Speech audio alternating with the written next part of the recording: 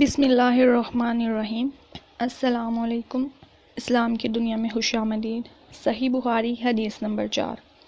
آپ صلی اللہ علیہ وآلہ وسلم نے وحی کے رک جانے کے زمانے کی حالات بیان فرماتے ہوئے کہا کہ ایک روز میں چلا جا رہا تھا کہ اچانک میں نے آسمان کی طرف ایک آواز سنی اور میں نے اپنا سر آسمان کی طرف اٹھایا۔ کیا دیکھتا ہوں کہ وہی فرشتہ جو میرے پاس غار حرا میں آیا تھا وہ آسمان و زمین کے بیچ میں ایک کرسی پر بیٹھا ہوا ہے۔ میں اس سے ڈر گیا اور گھر آنے پر میں نے پھر کمبل اوڑھنے کی خواہش ظاہر کی۔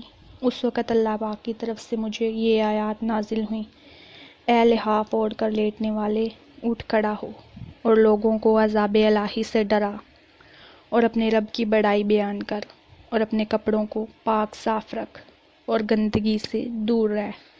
اس کے بعد وہی تیزی کے ساتھ پے در پے آنے لگی۔